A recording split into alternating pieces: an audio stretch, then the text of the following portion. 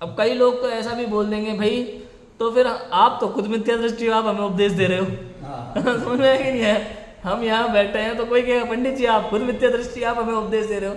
भैया हम नहीं दे रहे हो उपदेश। हम कौन होते हैं आपको उपदेश देने वाले? हमें क्या पता। तो क्या कर रहे हो आप? ये भाई वाणी पढ़ रहे हैं। हम पोस्टमैन का काम कर रहे हैं। किसका काम कर रहे हैं? पोस्टमैन का काम कर रहे हैं। चिट्ठी पढ़ के सुना रहे हैं आपको। कई बार ऐसा होता है ना, गांव के लोगों में क्या होता था, पहले के समय में पढ़े लिखे नहीं होते थे गांव में सब लोग।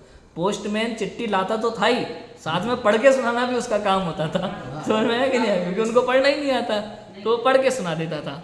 तो इस तरह से अभी लोग नया नया पढ़ रहे हैं। शास्त्रों की भाषा सबको समझ में आती नए और प्रमाण के आधार पर होती है। स्यादवाद अनेकांत के वचन है, सबको तो शास्त्रों की भाषा समझ में आती नहीं है। तो फिर हम क्या करते हैं, हमने इस भाषा को सीखा है।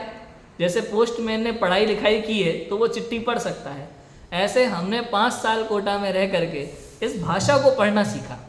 जब हमारी विदाई पार्टी हुई थी ना 5 साल बाद, कोटा से हम लोग का जो एनुअल फंक्शन जिसे कहते हैं, तो हमारे जो प्राचार्य थे धर्मेंद्र जी भाई साहब, उन्होंने ये बात कही थी कि 5 साल आपको केवल चिन्वाणी पढ़ना सिखाया है, पढ़ना तो अब है आपको आगे, स्वाध्याय अब शुरू होगा आपका। अभी 5 साल तो स्वाध्याय करना कैसे ये सीखा। स्वाध्याय करना भी एक कला होती है, ऐसा नहीं कोई भी ग्रंथ उठाया एक पैराग्राफ पढ़ लिया और स्वाध्याय हो गया।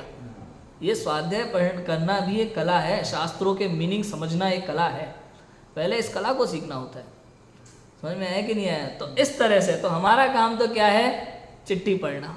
भाई जो तीर्थंकर की वाणी है, आचार्यों ने जिसे लिपिबद्ध किया है वनों में रह करके, और विद्वानों ने जिसे सरल करके हम तक पहुंचा दिया है, उन वाणी को हम केवल आपको पढ़ करके सुनाते हैं, इतना है।